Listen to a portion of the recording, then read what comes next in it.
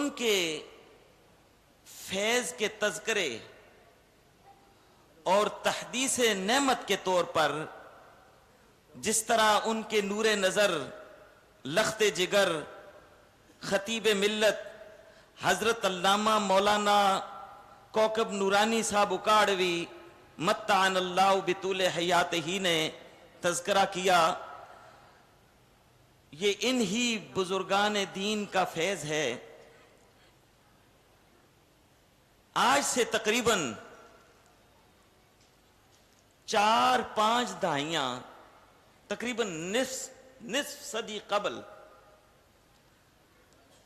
جنوبی افریقہ میں بد مذہبوں کی آمد و رفت نے جو وہاں کے نبی کے غلام محبت رکھنے والے عقیدت رکھنے والے تھے، ان میں ایک خلفشار سا ایک کیفیت سی بنا دی، اور کیفیت بن رہی تھی۔ اللہ کریم کو نبی کے ان غلاموں پر رحم آیا تو اپنے خاص کرم سے ایسے اسباب مہیا فرمائے کہ خطیب اعظم وہاں تشریف لے گئے، اور 3 ماہ کی قلیل اور مختصر مدت میں جو خطیب اعظم نے وہاں ایک کیفیت میں تغیر پیدا کیا، وہ سال ہا میں شخصیتیں نہیں قائم کر سکتی۔ اور یہی اسباب اور محرکات تھے کہ 1988 کے آغاز میں استاذی و استاذ العلماء سید السادات حضرت قبلہ پیر سید حسین الدین شاہ صاحب دامت برکاتہم العالیہ کی مبارک معیت میں حرمین شریفین کی زیارت کے بعد مجھ ناچیز کو بھی ساؤتھ افریقہ جانا نصیب ہوا۔ جس طرح حضرت نے فرمایا لوگوں کے اصرار پر اسباب بنے اس شرط کے ساتھ کہ وہاں ایک دینی ادارہ قائم ہو۔ جنوبی افریقہ کے مرکزی شہر پریٹوریا جو دارالحکومت ہے، وہاں اس ادارے کا قیام عمل میں آیا ایک کمرے سے، اور وقت گزرنے کے ساتھ حالات نامساعد ہوتے رہے، دشواریاں صعوبتیں برداشت کرنی پڑیں، سامنا ہوا۔ کیفیت ایسی تھی کہ کچھ آزاد خیال بد مذہب انتخابات اور الیکشن میں ایک اسلامی تنظیم میں برسر اقتدار آ گئے۔ تقریباً 3 سال کی مدت میں انہوں نے اپنے بساط کے مطابق پوری کوشش کی حالات بدلنے کی۔ انہی دنوں میں حسن اتفاق کہ حضور خطیب ملت وہاں ساؤتھ افریقہ تبلیغی دورے پر تشریف لے گئے۔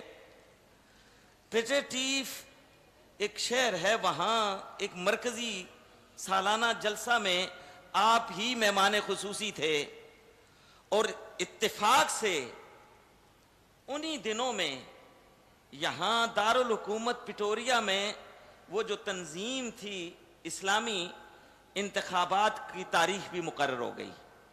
وہی تاریخ انتخابات اور الیکشن کی تھی، اور اسی دن خطیب ملت ایز اے مہمان خصوصی وہاں جلسے میں تھے، ہونا تھا۔ لیکن آپ نے اس جگہ کی اہمیت کے پیش نظر وہاں کے پروگرام کو ترک کیا اور یہاں تشریف لائے۔ جاذب بڑے ہی اچھے انداز میں جو مؤثر گفتگو آپ نے فرمائی، اس نے وہاں کے مسلمانوں کے دلوں میں انقلاب برپا کیا، اور وہ لوگ جو ووٹ دینے دوسرے مسلک کو آئے تھے، ایسی تبدیلی آئی کہ سارے کے سارے وہ بدل گئے اور انتخاب میں سنیت برسر اقتدار آئی، اور وہ سلسلہ آج تک چلا آ رہا ہے۔ تو یہ فیض ہے ان بزرگوں کا۔ اور وہ جو ادارہ مارز وجود میں آیا، ایک کمرے سے آج افریقہ، ایشیا، یورپ، بلکہ ویسٹ انڈیز تک کے طلباء وہاں زیر تعلیم ہیں۔ تقریباً 17 سے زیادہ ممالک کے طلباء وہاں پڑھتے ہیں، اور سینکڑوں علماء فیض حاصل کرنے کے بعد اس وقت دنیا کے مختلف ممالک میں کام کر رہے ہیں۔ یقیناً یہ صدقہ جاریہ ہے ان عظیم شخصیات کے لیے۔ یہ پچھلے دنوں کی بات ہے، مجھے انگلینڈ سے وہاں اسکاٹ لینڈ جانا تھا، برمنگھم سے ایڈنبرا۔ تو جہاز میں میرے ساتھ جو سیٹ پر بیٹھے تھے، دوران گفتگو جب انہیں پتا چلا میں ساؤتھ افریقہ سے ہوں، تو 2 باتیں انہوں نے کی۔ کہنے لگا، oh you are from Nelson Mandela's country. اس کا مطلب ہے نیلسن منڈیلا یہاں بھی بہت مشہور ہے، دنیا میں بڑا مشہور ہے۔ ایز اے انسان اچھا آدمی تھا، اچھا ہوتا کہ کلمہ پڑھ لیتا۔ ایک بات تو یہ کی، اور دوسری بات اس شخص نے کی کہ وہاں ساؤتھ افریقہ میں ایک ادارہ ہے دارالعلوم پٹوریا کے نام سے، اس کے بارے میں کچھ جانتے ہو؟ تو میں نے کہا آپ کو کیسے پتا ہے؟ کہنے لگا ہمارے علاقے کے کچھ بچے وہاں پڑھنے گئے تھے، اور پڑھنے کے بعد واپس آ کے جس انداز میں وہ دین کی خدمت کر رہے ہیں، مجھے ان پر رشک آ رہا ہے، اور میں نے بھی ارادہ کیا ہے کہ اپنے بچے کو تعلیم کے لیے وہاں بھیجوں گا۔ اور جب اس شخص کو یہ معلوم ہوا کہ میں بھی اس ادارے کا ایک ادنا سا خادم ہوں، تو وہ بہت خوش ہوا، اور اپنے گھر لے جانا، مجھ ناچیز کو اپنے گھر لے جانا اپنے لیے سعادت سمجھ رہا تھا۔ وہ جو میزبان تھے ایئرپورٹ پہ وصول کرنے آئے تھے، ان سے دست برتا عرض کرنے لگا میرا گھر رستے میں ہی ہے، آپ مہربانی فرمائیں چند منٹ کے لیے وہاں چائے پینے کے لیے۔ تو یہ فیض ہے ان بزرگوں کا۔ اس ادارے میں الحمدللہ اکثر کثیر تعداد میں علماء کی اولاد، مشائخ کی اولاد بھی پڑھ رہی ہے۔ یہ سلسلہ اشرفیہ کے قبلہ ڈاکٹر صاحب نے ابھی جو خطاب کیا، کچوچا شریف ہاشمی میاں قبلہ کا نام آپ نے سنا ہوگا، ان کے پوتے بھی اس وقت دارالعلوم میں وہاں پڑھ رہے ہیں۔ اور مرکز اہل سنت بریلی شریف کے خانوادہ سے مولانا توصیف رضا خان صاحب کے صاحبزادے نے، انہوں نے بھی اپنے صاحبزادے کے لیے اسی ادارے کا انتخاب کیا تھا۔ تو یہ فیض ہے نبی سے نسبت رکھنے والے ان بزرگوں کا، قبر میں رہ کے بھی وہ تصرف کر رہے ہیں اور اپنے متعلقین کو وہاں بھیج رہے ہیں۔ تو یہ فیض کا ذکر کرتے ہوئے تختی سے نعمت کے طور پر میں نے عرض کیا، اللہ یہ باتیں قبول فرمائے اور اس ادارے سمیت تمام اداروں کو ترقیاں نصیب فرمائے، اور ان بزرگوں کے لیے صدقہ جاریہ قائم و دائم رہے۔ ایک حدیث شریف برکت کے حصول کے لیے مقصد صرف حاضری ہے عرس میں اور فیض حاصل کرنا ہے۔ تقریر ابھی آپ ہمارے نوجوان سے سنیں گے، پہلی مرتبہ ان سے ملاقات ہے، میں نے بھی تقریر نہیں سنی، آج مجھے بھی سعادت نصیب ہوگی، لیکن ان کے والد گرامی خطیب عظیم خطیب تھے، اور جب وہ بیان کرتے تھے تو ایسی کیفیت بناتے کہ کبھی ہنسانے پر لوگوں کو آئیں تو ایسے لوگ ہنستے تھے کہ کنٹرول کرنا مشکل ہوتا تھا، اور جب ذرا کیفیت بدلتے تو آنسو بھی بہتے اور لوگ دھاڑے مار مار کے ان کی تقریر میں رویا کرتے تھے۔ انشاءاللہ ان کے صاحبزادے ہیں، وہ کیفیت بنائیں گے، دعا ہے اللہ ان کو سلامت رکھے اور اپنے والد گرامی کے نقش قدم پر چل کے سنیت کی کما حق و خدمت کی توفیق عطا فرمائے۔ عن ابن عباس رضی اللہ تعالیٰ عنہ قال قال رسول اللہ صلی اللہ علیہ وسلم مل میت فی قبرہ کالغریق المتغوث ينتظر دعوة من اب او ام او اخ او صدیق له فاذا لحقته فكان خير له من الدنيا وما فيها الى آخر الحدیث او كما قال النبی علیہ السلام. نبی کریم علیہ السلام کے چچا زاد بھائی حضرت عبداللہ ابن عباس روایت فرماتے ہیں کہ آقا علیہ السلام نے ارشاد فرمایا میت اپنی قبر میں جو اس دنیا سے چلا جاتا ہے قبر میں ہوتا ہے تو نبی کریم علیہ السلام نے مثال دے کے سمجھایا کہ وہ کل غریق، جس طرح وہ پانی میں کوئی ڈوب رہا ہو، متغوث غوطے کھا رہا ہو اور اس کو ضرورت ہوتی ہے کوئی آ کے اس کی مدد کرے اور اس کو ڈوبنے سے بچائے، تو فرمایا میت فی قبر ہی، میت اپنی قبر میں اس ڈوبنے والے کی طرح منتظر ہوتا ہے کہ کوئی اس کی مدد کرے. اور اس کی مدد کس طرح ہوتی ہے؟ نبی کریم علیہ السلام نے فرمایا ینتظر دعوة من اب او ام او اخ او صدیق له. قبر کے اندر وہ میت انتظار میں ہوتا ہے کہ اس کا باپ، اس کی ماں، اس کا بھائی، اس کا کوئی دوست، کوئی بھی اس کے لیے جب دعا کرتا ہے اور دعا کی وجہ سے اللہ اس پر جو اپنی رحمتوں کا نزول کر فرماتا ہے تو نبی کریم علیہ السلام نے ارشاد فرمایا خیر لہ من الدنیا وما فیہا. جتنا اس کو اس وقت دعا پر خوشی حاصل ہوتی ہے قبر میں، دنیا اور دنیا کے اندر جو جو چیزیں ہیں ساری کی ساری اگر اس کو مل جائیں تو شاید اتنی خوشی اس کو حاصل نہ ہو وہ دعا کی وجہ سے جو اس کو خوشی ملتی ہے. جو گناہگار ہیں دعاؤں سے ان کے گناہ مٹتے ہیں، اللہ کرم کرتا ہے، اور جو نیک ہیں ہماری دعاؤں سے ان کے درجات بلند ہوتے ہیں اور ان کو جو خوشی ملتی ہے ان کی خوشی رب کی خوشی کا سبب ہوتی ہے، اور رب خوش ہو جائے تو سب کچھ. تو آج ہم صرف، میں بھی اتنے دور سے، آپ بھی تشریف لائے، ہمارا مقصد صرف یہی ہونا چاہیے کہ ہم یہ دعا کا عطیہ ایصال ثواب ان کی بارگاہ میں پیش کریں گے تو یہ سبب ہوگا ان بزرگوں کی خوشی کا، خطیب اعظم کی خوشی کا، اور ان کی خوشی اور مسرت اللہ کی رضا کا حصول کا سبب ہوگی، اور اللہ ہم سے راضی ہو جائے تو دنیا میں بھی برکتیں ملے گی اور کل قیامت کے دن بھی کامیابی ہوگی. دعا ہے اللہ ہم سب کی حاضری اپنی بارگاہ میں قبول فرمائے. والسلام علیکم.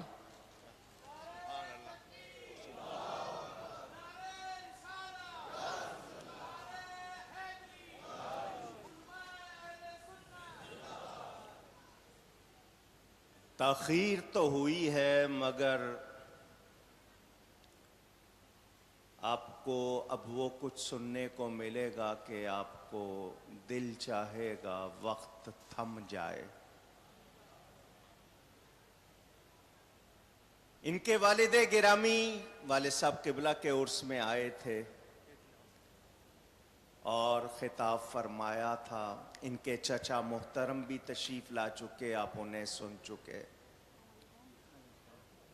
خطیب الاسلام حضرت الحاج مولانا پیر سید شبیر حسین شاہ صاحب حافظ آبادی رحمت اللہ علیہ پنجاب میں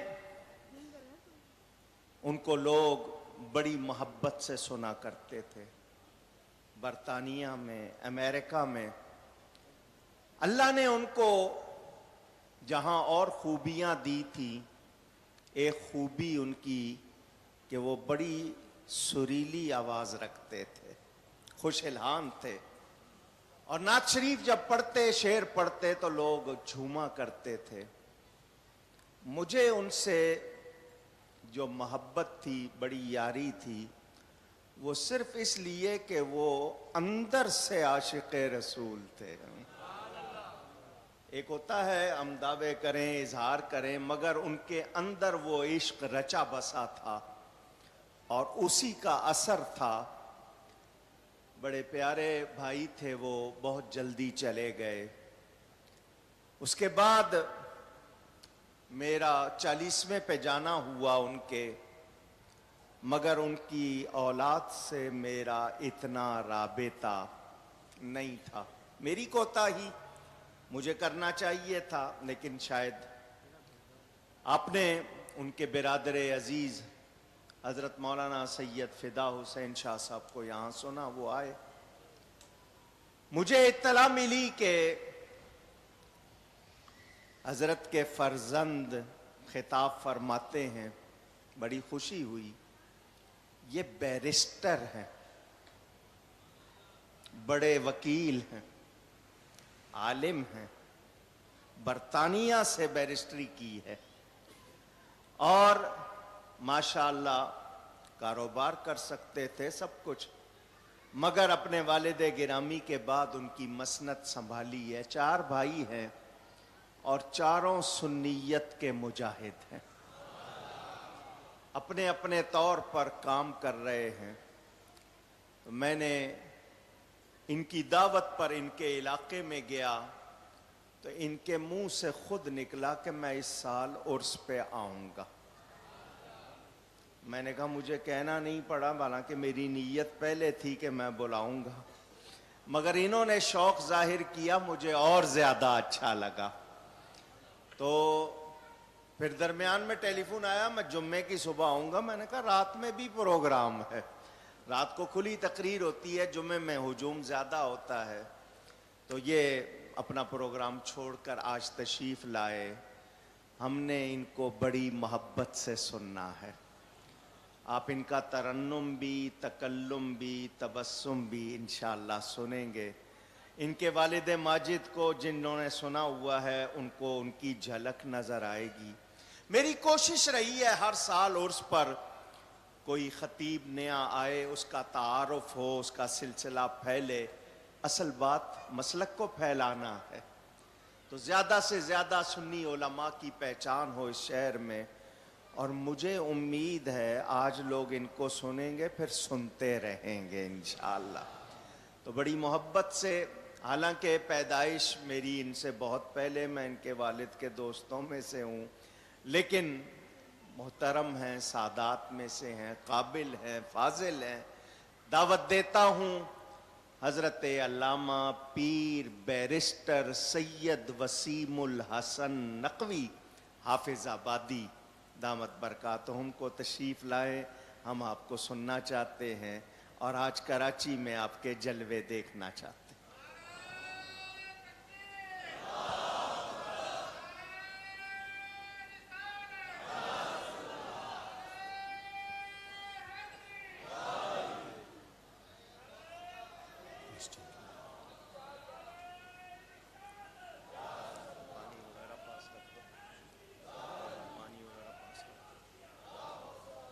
السلام ڈھیلے علیکم۔ نعرے نہیں لگاؤ، لگانے ہیں تو صحیح لگاؤ ورنہ چپ رہو۔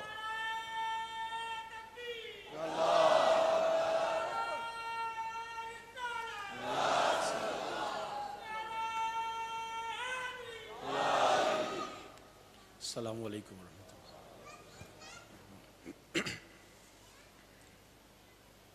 الحمدللہ الحمدللہ نحمدہ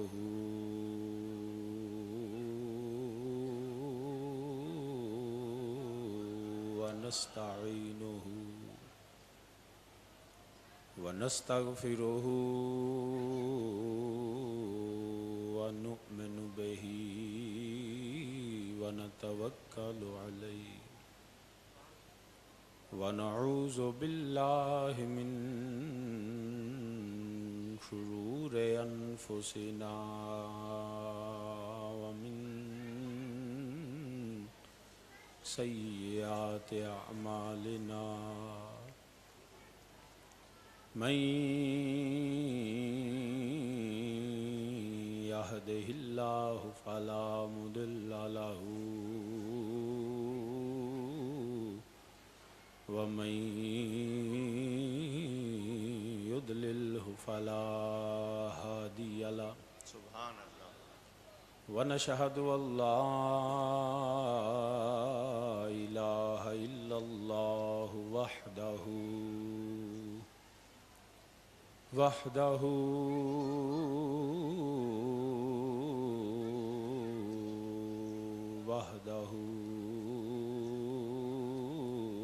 لا شريك له سبحان اللہ. ونشهد أن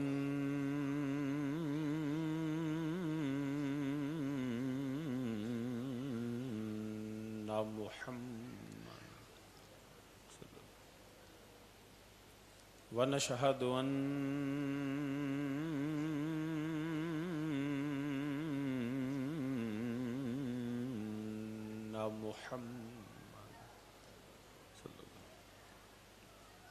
ونشهد أن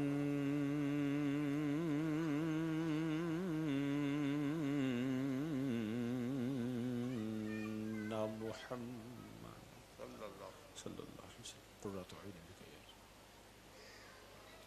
عبده ورسوله أما بعد فأعوذ بالله من الشيطان الرجيم بسم الله الرحمن الرحيم